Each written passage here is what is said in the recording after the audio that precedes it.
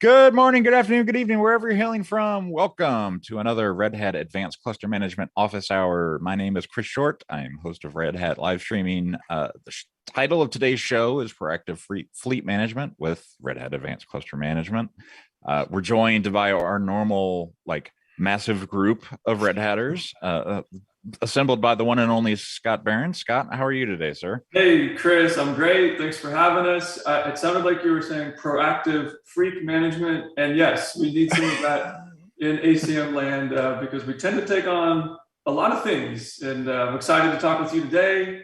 We're going to hit on what ACM is doing in this space around hub management, fleet management. How do you get analytics from the cloud and enrich that space from your on-prem software? How do you start to bring all those goodies into one basket? So it is absolutely proactive fleet management. The only freak here is I am sporting the Red Hat Neurodiversity t-shirt. So I just want to do a big shout out to some DEI causes here at Red Hat. And now I'm going to turn it to Radek for his intro. Hey folks, so my name is Radek Wokal. I'm the product manager for Insights for OpenShift. We're going to cover in a bit what it is all about. I'm based out of Brno, Czech Republic, and I've been at Red Hat for more than 15 years now. And I have Randy here with me to help out with what we're going to be talking about. Thanks, Radek. Randy George. I'm also in Austin, Texas with Scott, and work closely with bringing in the analytics that Radek's team's been producing, and I'm all excited. I mean, love the analytics, but I love proactive management even better. So I can't wait to get on with this, and we can show you guys how to do that. So I'll turn it over to Zach, who will be one of the guys also been implementing this and help show us a little demo. Hey everyone, I'm Zach Lane. I'm based in Raleigh, and I've been a UI developer for the RHACM product since its inception back at IBM. I'll turn it over to the other Zach. Good morning, everyone. My name is Zach Kelly. I've been a software engineer at Red Hat for about a bit over 2 years now. I'm located in Boston, Massachusetts here, and recently on the side, I've been pretty into golf stuff. I'm going to turn over to Jake. Hi, I'm Jacob. I'm a software developer at Red Hat, and I've been there for about a year and a half now, and I'm based out of Virginia. And I'll be going into a bit of cluster discovery and automatic import. That's it. So we did bring the usual dream team, Chris. I can't do this alone. We've got, I think we're over like 100 engineers now that are working on this multi-cluster challenge space, and upstream projects like Open Cluster Management, Submariner, and some of that stuff will get you there, but then you really need analytics, and you need to start crunching through the data. You need an experience that pulls together insights across the fleet. And that's why we started to team up with Radek and what that team is doing in the customer insight space. So I think Radek's going to kind of describe a little bit of that problem area and how we enrich the OpenShift user experience around those types of insights. Sure, thanks, Scott. So yeah, let me talk about Insights for OpenShift. And I'll start with my personal experience from a couple of minutes ago. So it's getting late here for me. It's almost evening. And I needed a break before this presentation. So I was working on my bike. The shifting on my bike doesn't really work very well. I love mountain biking. So I was like, I should actually look at it. And my bike is a set of different components, bolt together, connected with cables, connected with chain, right? All together somehow working. And the shifting issue, this can be one of the three things based on my experience. And even based on my experience, I actually knew that this is the single component. It's my chain that needs a bit of a loop to there, here and there, to make sure the shifting actually works well. This is my analogy to OpenShift cluster. OpenShift 4 is a bunch of living components that work together, are connected together, are interacting all the time. And every now and then they send us a signal that something is not behaving as it's expected. Something's going wrong. There's an alert coming from an operator. There's some behavior issue that we need to act on. Without having the experience of where to start triaging the issue, you have to look at different places. You have to start digging into one component, another component, trying to figure out what the hell is happening on my cluster.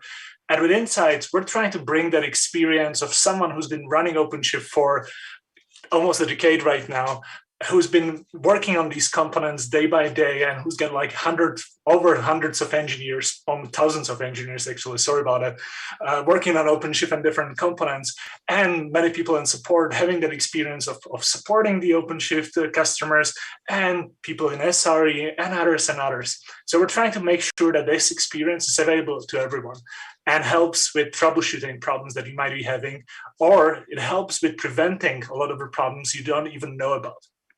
So what my team is doing is that we're looking at the analytical data at every OpenShift cluster is providing us by default. When you install OpenShift 4, by default, you send us telemetry data. And as of OpenShift 4.2, we also have Insights operator that is providing us some additional pieces of information that we look at. We combine this information together, and we come up with different things, different findings based on that information. We provide it to different teams. Our main thing is that we look at these data from an engineering perspective.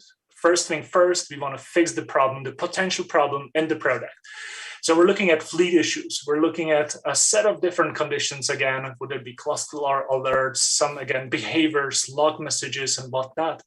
We combine them together, and we present them back to the engineering team. We work with engineers on specific components, and we tell them, hey, this thing is actually not behaving as it should. It has a performance issue. It has an upgrade issue. It has some other sort of an issue. And we need to look at how we can potentially fix that problem. Well, not only we do that, we look at our internal knowledge base. We work with the support team, and the support team is able to tell us, hey, this issue, we already know about it. Some other poor customer actually shared with us a similar problem, and we solved that problem for them. And we know what's the root cause. We know how to fix this issue. Or we can look at our internal knowledge base. We can work with solution architects, TAMs. Basically, whoever touched OpenShift is able to contribute back to us their own experience, how to troubleshoot a specific problem, and how to prevent this issue in an ideal case. So for our support engineers, we offer them a different set of tools that is allowing them to look at the potential root cause of a problem. Recently, we realized that for more than 80% of support cases that has been open against OpenShift 4, we already have a solution. We already know about the problem because someone else has already hit it, and we can instantly provide that information back to the customer. So first, we prevent that issue. With OpenShift engineers, we tell them, hey, this is spiking, this is somehow suspicious, and we need to look at that. Then the second thing is that we work with support, and we try to identify solutions for problems that already exist or problems that might happen to the customer cluster. And the last thing that we do is that we present back some information directly to our customers. We tell them about, hey, there's a potential issue on your cluster. Again, we're trying to be proactive as much as possible. We're trying to prevent the issues here. So we're basically telling customers, if you continue on this path, with this configuration, with this setup, eventually you might have a problem. You might be having a degraded cluster performance. You might be hitting this issue that you're not able to upgrade. So here's a solution for you. This is the Insights goal, is to provide a specific solution, specific steps, how to prevent that issue from happening. And Radek, I think that's one of the keys. You mentioned different scenarios where we know about this problem, we can give you a fix of the problem. But I think one of the most important ones, the value I see is we've found this problem. We know what led to the problem. We can tell you, here's how to prevent ever having that problem, right? Mm-hmm. And that, I think that's key, because that's really what you want to do. You don't want, yes, problems are going to happen. Yes, we got to fix them faster, restore service. But the most important, if we can prevent the problem from happening altogether, that's the ultimate goal, right? And by having, like you said, thousands and thousands of data clusters from thousands of clusters, and if somebody has a problem and you know how it got there, you can prevent all these other folks. And like configuration issues, not just a code problem, it's not just a bug in the code. A lot of the things that your Insights does analyzes configurations. And we all know this, if one knob is on, the other knob is off, and one is turned high and one's turned low, ooh, that's not the best combo, you know, that type of thing.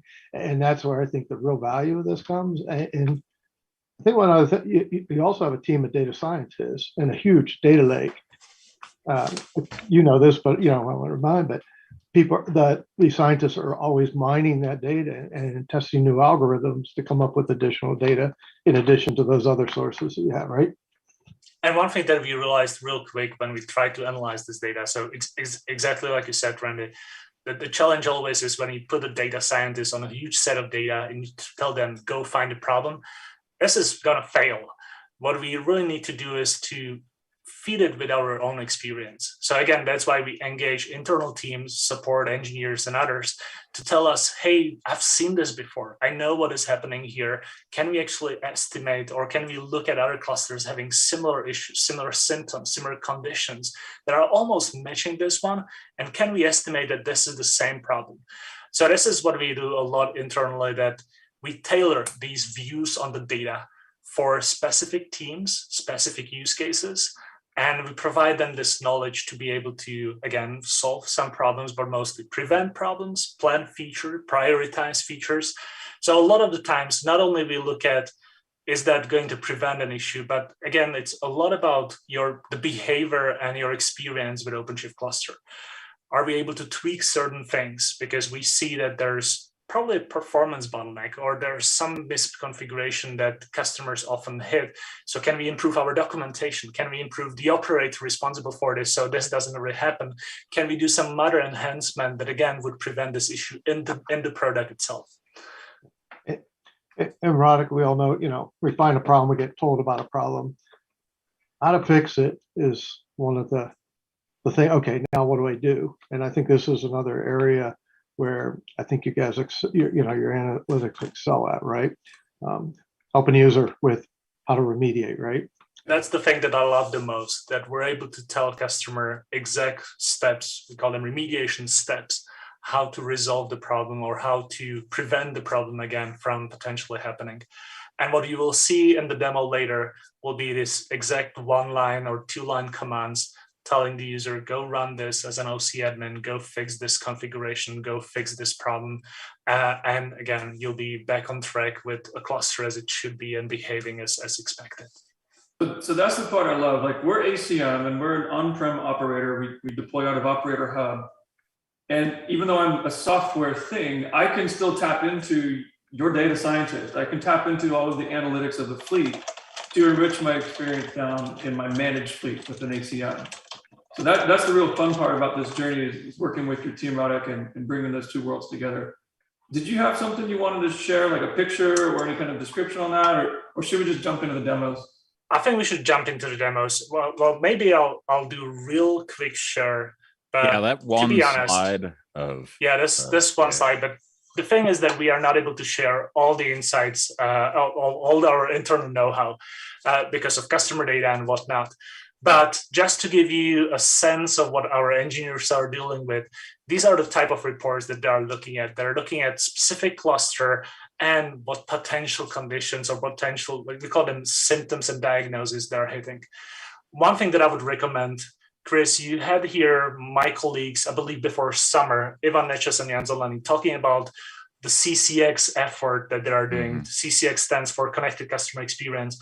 So if you want to know more details about all these charts and all these diagrams and trends that we're looking at and how it impacts our upgrade path in the OpenShift, how we feed that data back to the Cincinnati service that basically tells users which versions they are safe to upgrade to, or even more different playbooks and views on the data, I recommend that talk from Ivan and Jan Zeleny because they went into much deeper details.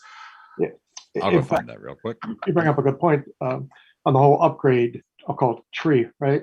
ACM has already pulled that knowledge in, right? So when we're going to upgrade to fleets, we know what is the next safest or version that you can upgrade to, right? And we use those analytics to generate that upgrade path for the various fleets, right? So this, what we're going to show today, is just additional analytics that we keep tapping into. And to provide better fleet management, right? So let's do that. Should we kick it over to Zach Lane? We got all the Zachs on the call today. Let's do that. Yeah, we didn't hit our Chris quota, but we definitely hit our Zach. Usually we have 3 Chris's too. Yeah. All right, Zach, I think you're on the spot. What we want to show here is the CCX insights, and I want you to dazzle me with how you can enrich my management experience at the hub with all of the data analysis that Radek's team is doing. Yeah, absolutely. And thank you. I guess just to go into a bit of background on this, bringing in what Radek just talked about, we essentially out of the box now with RHACM have a new service that runs in our backend that will keep essentially a list of all your managed clusters. And with that list of clusters, we query for the insights from Radek's team, holding those in RHACM so that we're able to easily display those to users so that they can quickly identify clusters that have, high severity issues and take the remediation steps that they need to solve. Let's see. I'll share my screen real quick. And while you're doing that, Zach, I know you're going to show the display. That's much easier in a demo. You also can get alerts for all of these, right? So it's not like you have to sit there at the console to get that. As soon as the insights come in, and which is very frequent checking, an alert can be generated and sent to wherever you have your alerts integrated with. Nice. Yeah, absolutely. I guess I can talk about the alerts a little bit too. So out of the box, as Randy was mentioning, you can get alerted based on different rules that you have set up. So for instance, our out of the box alert, which is defined here in this Thanos ruler default rules config map, will alert based on critical insights. So this is just the default one that comes out of the box with our observability feature, and essentially will alert only on critical insights that come in from the CCX team.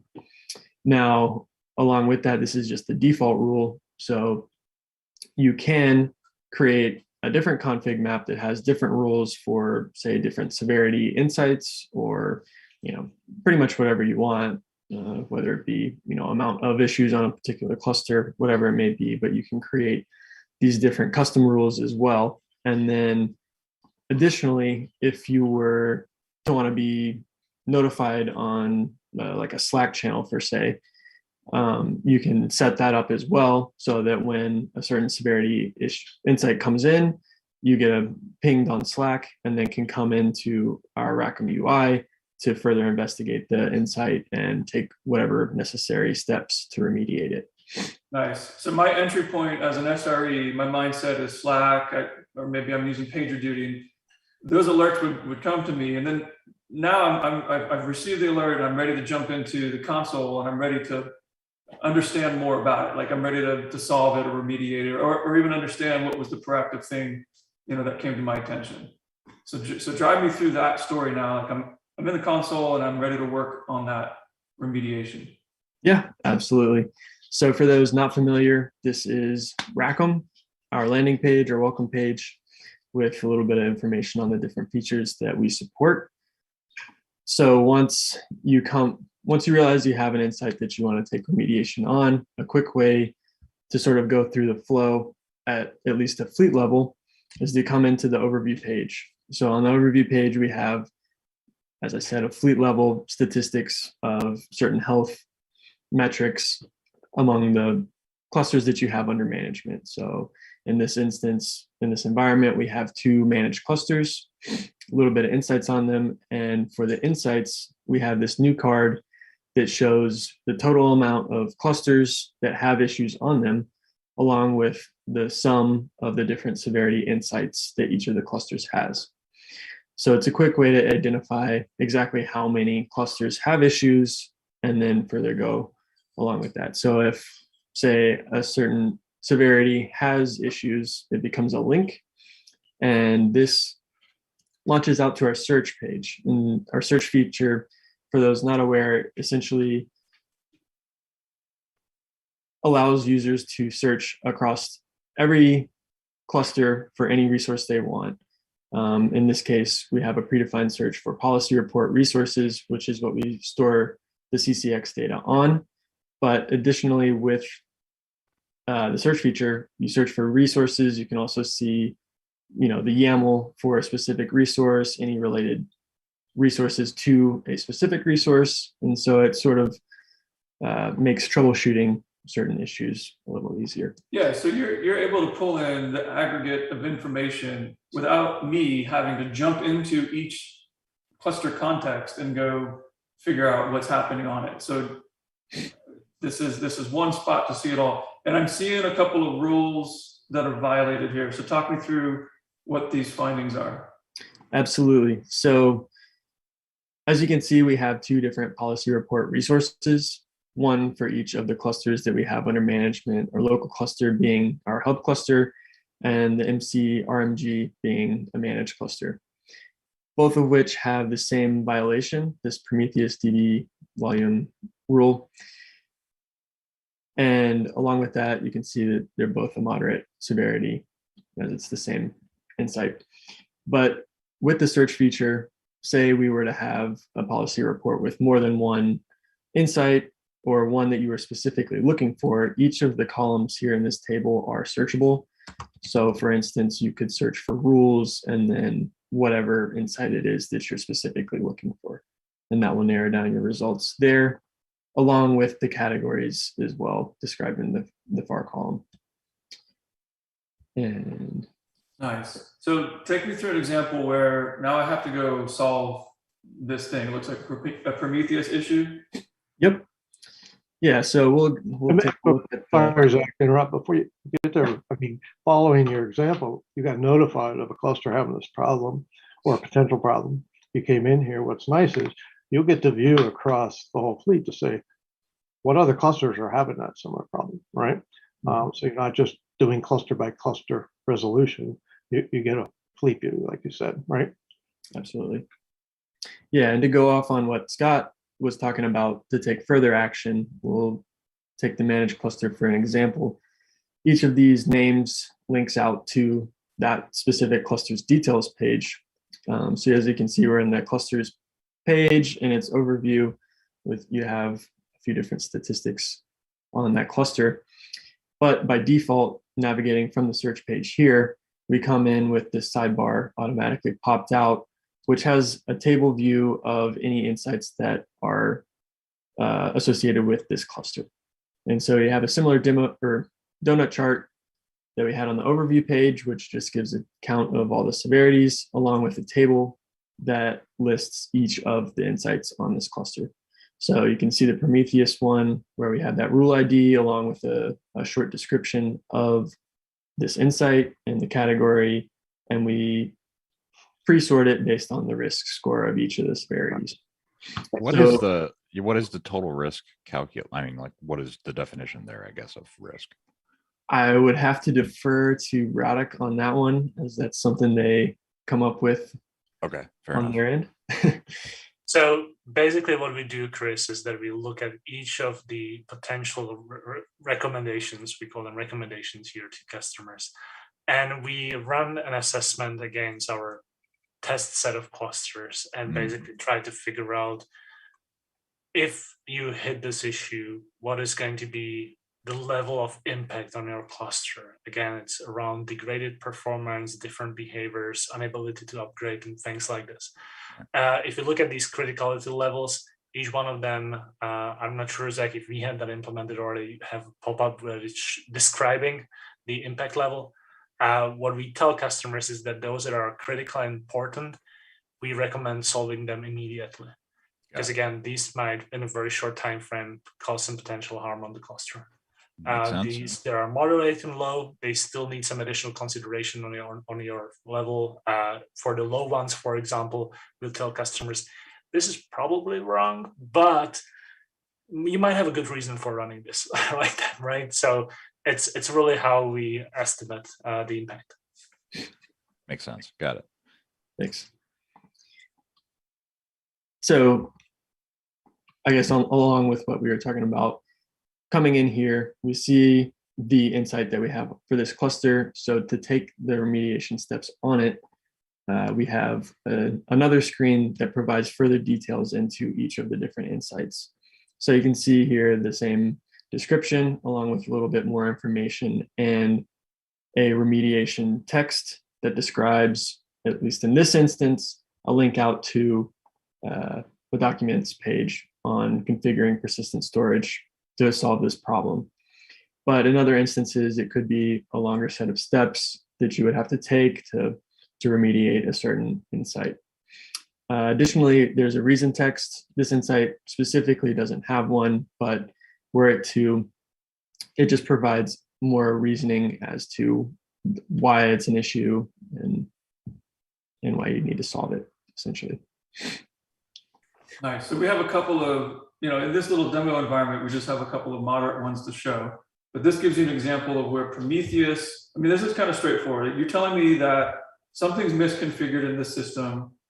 I don't have a persistent storage, which means I'm going to lose all the metrics that I would probably want to see, if I want to look at health trends or look at what this cluster is doing over time.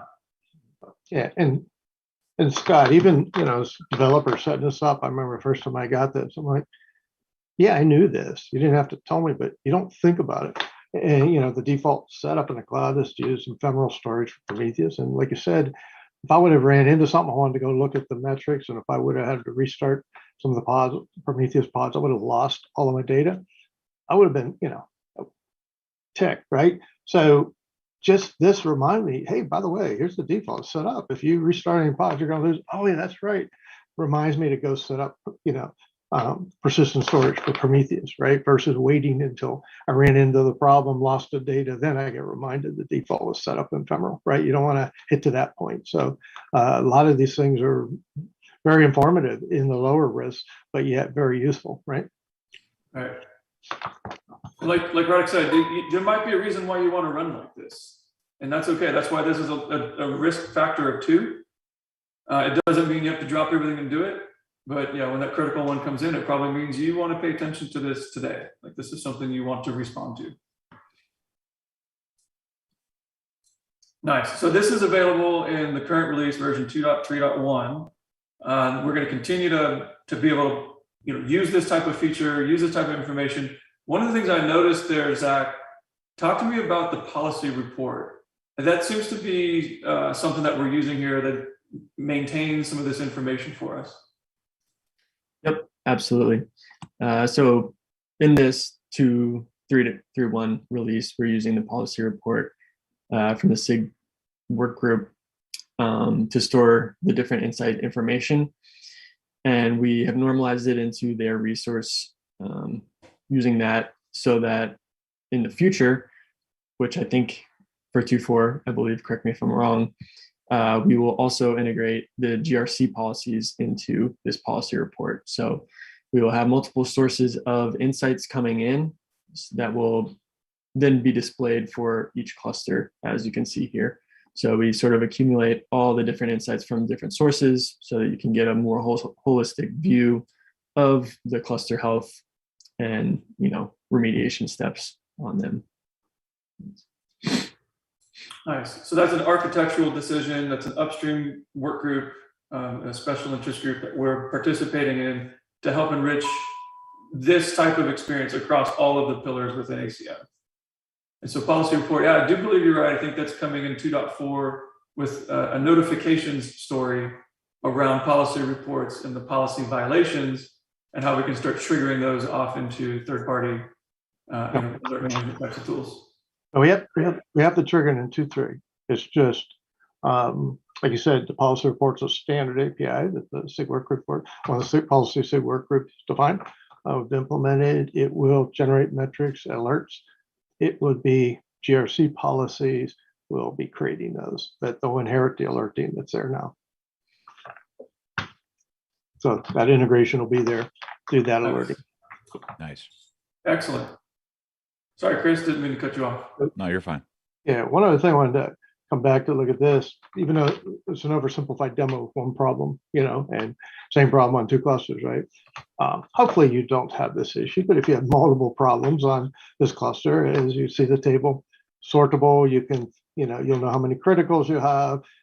We didn't talk about categories, but insights will also, just like they tell you severity, just like they tell you the risk of not, making this recommendation. They'll separate or categorize these issues as well. And sometimes it could be 1 or 2 categories And it's nice because you can, if it's a security issue or if it's something that'll affect availability or something affect maybe performance, as Roddick was saying, those other things. So you can also, if you have a whole bunch that are same importance or whatever, you might want, maybe security is more important than configure health or something like that, which it should be. And so, because though you can go prioritize, if you would, of those, sort in the table and prioritize and resolve. You're right, because you want to go ahead. Yeah, just real quick on top of that, right now, Insights is very much looking at the core set of components and things that make up the cluster. But the future is that we want to go beyond that. We want to look at the workloads that are running on the cluster and look at things like Kubernetes best practices for running specific workload in the cluster and give resource optimization recommendations, and looking at how your workload is actually impacting the cluster behavior. So that is the future of Insights, and it's still evolving a lot. Yeah, you're speaking my language, Roddick. I want everybody to be talking about what really matters is the workload. I want to be able to mute out all of this other cluster stuff. At some point, it should just be there and operational. But you hit on a point, which is kind of that understanding of a blast radius, right? If you're just talking to one cluster, okay, cool, you understand it. It's your bespoke, cluster that you built. But we're talking about hundreds and thousands of clusters. I don't want to have to be able to sit in front of a machine, in front of a dashboard, and have to cognate, what's going on with this? Is this prod or is this dev? I shouldn't have to be asking those questions. You're helping me understand the blast radius, and you're only waking me up when it's critical, when I actually have to do my job. I love that. I love enriching this experience for the SREs and the operators who have to work in, day in, day out, keeping the lights on. So I'm going to pivot off of this story a little bit. In our little demo here, thank you, Zach. That was wonderful. Did I leave out any other parts that you wanted to cover? That was it for me. Okay, fantastic. So what excites me about this is you're showing me insights on a handful of clusters, but I have more things to manage, right? I have 1,000 of these things that I need to bring under management. And another aspect that we're enriching in this space is how do you communicate to the cloud, or how do you communicate to a list of known clusters to be able to start to ingest those and import those and take action on those from an ACM management perspective. And so here's another example where we're reaching out to the cloud and we're figuring out what do you have in the OpenShift domain of your organization, and how do you start to quickly import those and start to help me automate the management of that. So I'm going to kick it over to our Disco team, the Discovery gentlemen. I've got Zach and Jacob here, and you guys have been working on this problem statement, which is, okay, yeah, it's excellent to be able to manage one thing, but I need to manage 100 things. So how do I go from zero to 100? How do I do that quickly? Who's going to talk me through that story? I'll go ahead and take this one on, Scott. Can you all see my screen real quick? Yes. Yeah. All right, great. My name is Zachary Kelly, and I'll be demoing cluster discovery from console redhat.com today. And quickly, as Scott mentioned, discovery is a feature which allows the hub cluster to reach out to console.redhat.com to determine if there are any discovered clusters in which Red Hat OpenShift Cluster Manager would know about, which are available to be imported into advanced cluster management here. If there are any clusters which are discovered through OpenShift Cluster Manager, we'll provide them with a simplified mechanism for cluster import. And to showcase this, I'll walk through this entire flow. The first step I have is to set up a Red Hat OpenShift Cluster Manager credential that we could then use to create a discovery config for import. So I'll go ahead and come to the credentials over here and click Add Credential. I'm going to go ahead and create a credential of type Red Hat OpenShift Cluster Manager. Wait. You're going way too fast for me. I'm slow on the uptake. Can you go back to that credentials page? Because you're helping me understand something here that's really cool. You're telling me that ACM is a multi-cloud, multi-cluster, management system, because I can connect to any of my hyperscalers. I can connect to my on-prem, like data center credentials, and I can also connect to automation and what we're calling other, which is basically OCM, is the OpenShift Cluster Manager. So I have the ability to make all these connections from ACM, and what you're highlighting is a cloud service, console.redhat.com, which is kind of an Uber list of Red Hat OpenShift clusters that have phoned home or that have subscription, right? They're tied back into the Red Hat mothership. So you're able to illustrate on this screen exactly my point, which is we can talk across cloud and local cloud whatever cloud you got.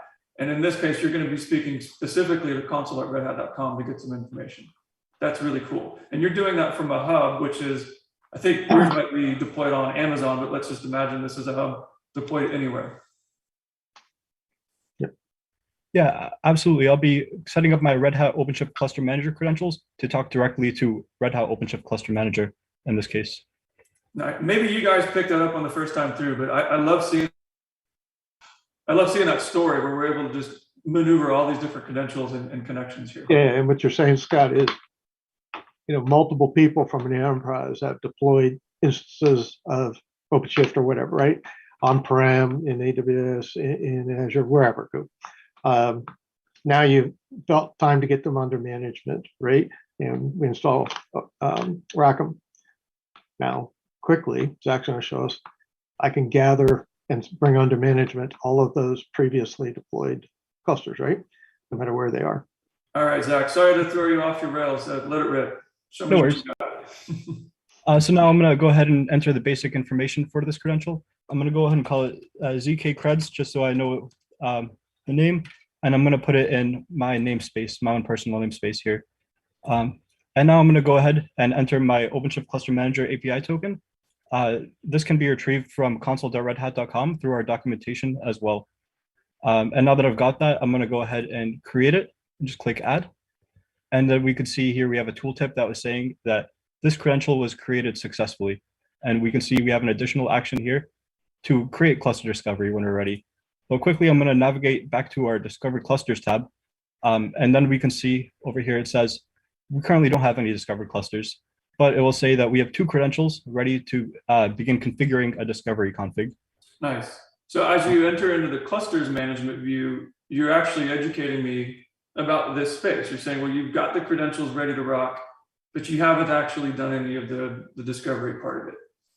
Exactly. The credentials are set up, but we still need to set up the actual discovery config resource, which would then contain some filters that the user can configure. So beginning to get into it, you can see we have our discovery setting here.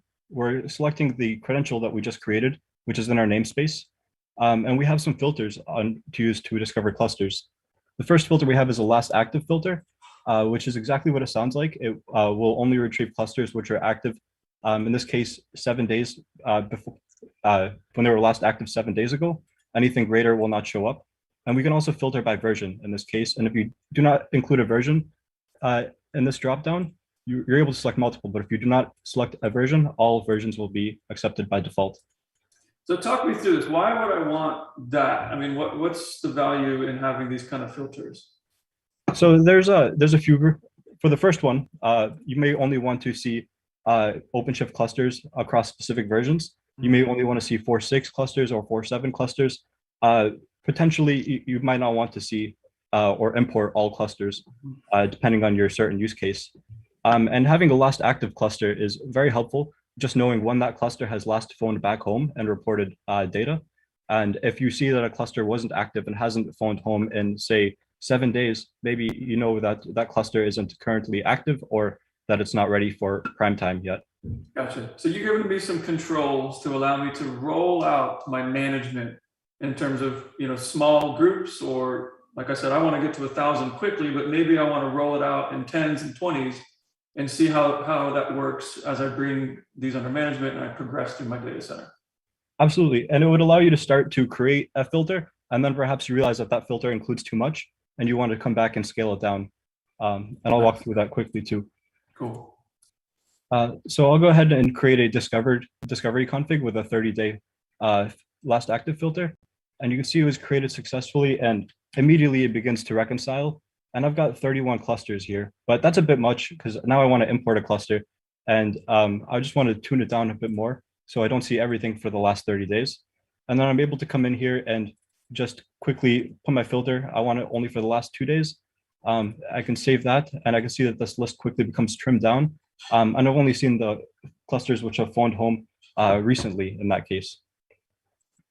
Nice. That answers it perfectly. That's really cool. Thanks, man. No problem. So now that I've got my my credentials set up and I've got my discovery config set up, and you can see here that clusters are beginning to be discovered. These are clusters which are available to be imported directly into ACM. And I'll begin by starting to import one of these directly into ACM. So these clusters themselves come from a cluster pool.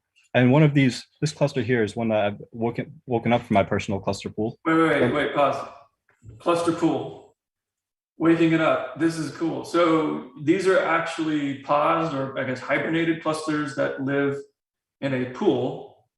So talk to me more about this, because not everybody that's listening understands how we're using a cluster pool in our development environments. Perhaps this is a bit on our personal use case, but as developers and engineers here on ACM, we have cluster pools, which is basically exactly what it sounds like, a pool of clusters, which are automatically provisioned and hibernated, so they don't use up too many resources.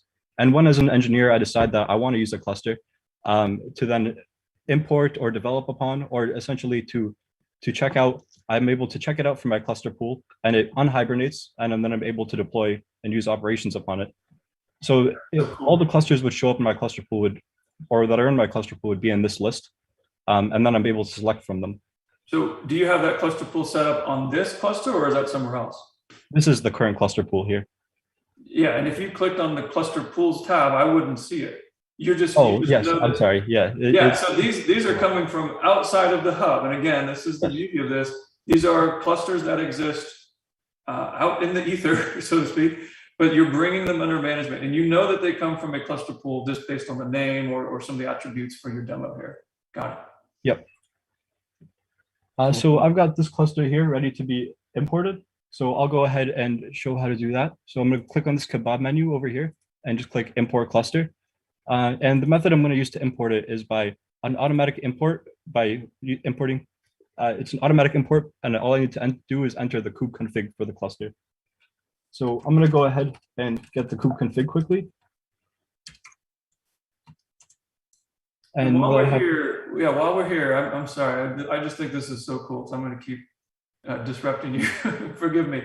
You have labels on here. I think labels are really awesome because labels allow me to start to define what this cluster is going to do in its life. Now it already has a life. Okay, we're importing it, but what I mean in terms of its new life under ACM management could be as a development environment, a production environment. It could be an HR system. The line of business. It might be serving product security or certain features like support. So this helps me define what type of work to throw at that cluster, or what type of config to manage on that cluster. What kind of guardrails do I need for this particular system I'm bringing in? So as you're doing this, Zach, you're actually bringing it in with information and smarts that ACM is going to respond to. And as it comes under management and it takes its first breath of air on the API, it's going to say, hey, do I have work to do? Oh, I'm a production server that needs to run this Pac-Man application. Okay, go do that. And go perform its task. But that's a really key part of this, is being able to flesh out those labels and understand what this system is going to do for its life under ACM. Absolutely. And to riff on that a little bit more, if we had any cluster sets set up on this cluster, we would also be able to label it and install it or manage it as part of a cluster set as well. Nice. Here.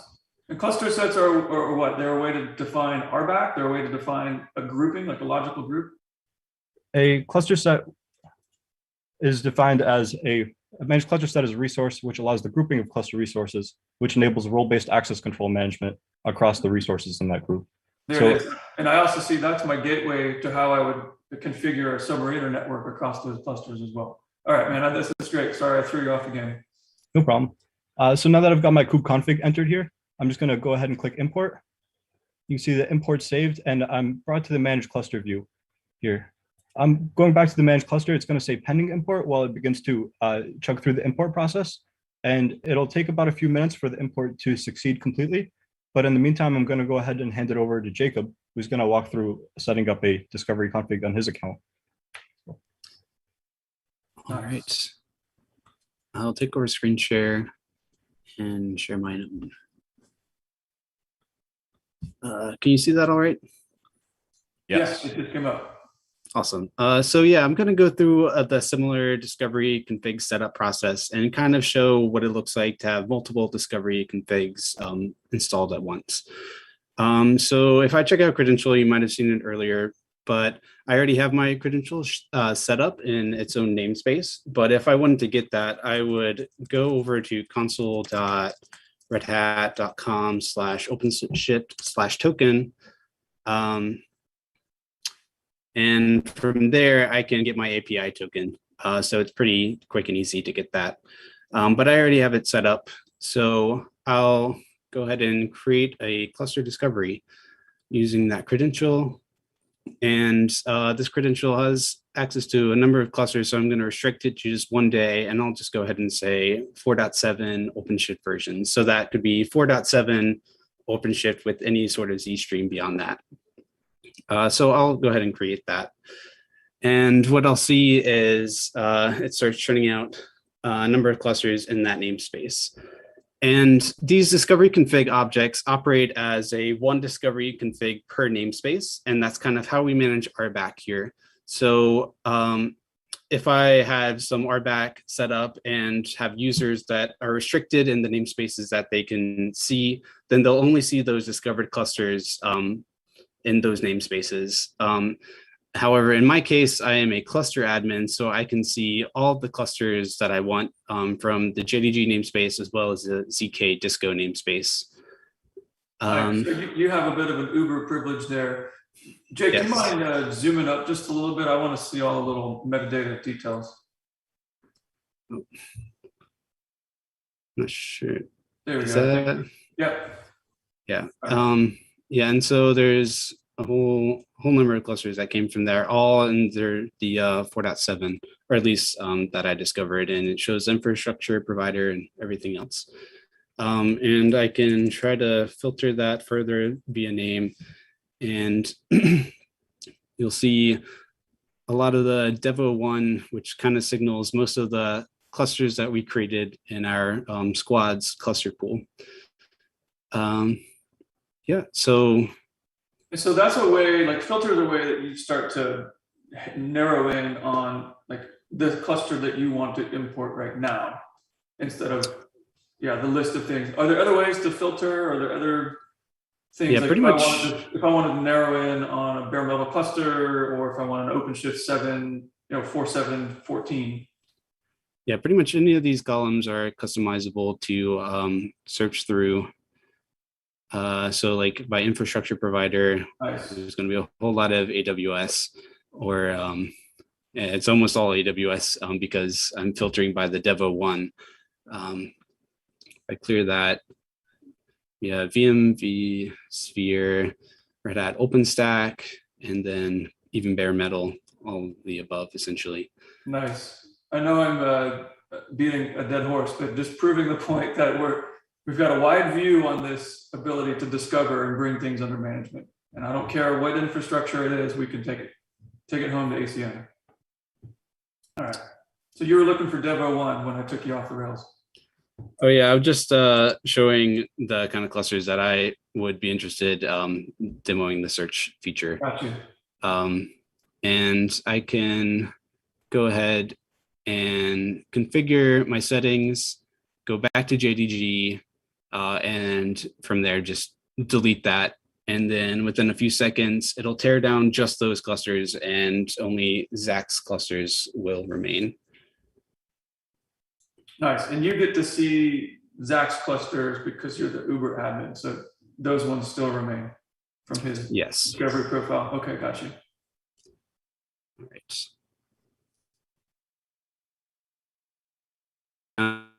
It looks like the cluster we were importing has finished, and that's F8K. And so what happens is once it becomes a managed cluster, then it's no longer eligible to be managed. So it gets removed from the discovered clusters tab. So in the discovered clusters, you only see those that are viable to be managed. All right, that's the bulk of what I wanted to show. So yeah, this is cool. So Zach set up that import. We saw it was saying pending import, and now it's done its job. And what we know is that on the back end, it's actually deploying an agent, a clusterlet agent, with a handful of add-ons, and you can show me those in the add-ons tab. And that's what gives me the ability to manage and control this managed cluster from ACM. And those are all reporting back as available. So I can start doing things on it. Did we get lucky? Did this one actually have an insight on it? No, it says no potential issues. So that's great. There's no potential issues found. That fourth box over there is telling me that there's no insights from Radek's team, which means he's already solved them all. They already proactively took care of those for me. They handled all the critical alerts, and I didn't have to get out of bed and do that. So thank you for the proactive effort there. Yeah. But this is the same environment we demonstrated the other two alerts that we're firing. Mhm. I think those were considered moderate alerts before. Awesome. Hey, great demos, Zach and Jacob. Thank you. Thanks to Zach Lane for your demo as well. Did any questions pop up, Chris? I wasn't really paying attention over there. No questions popped up. I dropped some links, but nothing to be answered here. All right. Are there any other questions on your mind, Chris, or anything you want to throw at us? Any curveballs? No. I thought we had a question from OpenShift admin hours, but I don't think so. But it might be cool to do an OpenShift admin hour with y'all sometime. So yeah. We didn't really look at much code today or what the APIs are doing, but I promise it's all there. Yeah, no, it's definitely all there, folks. Having kicked the tires on this product a few times, I know that they're doing a great job. It's an awesome thing to use and consume. So I can only imagine what it's like to actually build it. So thank y'all for coming and showing it off. Thank you, Chris. We always have fun on your show. I enjoy it as always. I think we're back in another month. I think in October we'll see you again. Yes, sir. Should be the 5th, I think, if I'm doing my math correctly. So yeah, something around there. There you go. Yeah, so for Randy and Radek, any closing comments? Anything you guys want to share? I'm always looking for customer feedback, so please let us know what you think about insights and the integration. Awesome. Absolutely. All right. Thank you. Appreciate it. Thank you. Take it easy, everybody. Stay safe out there. All right. Thanks.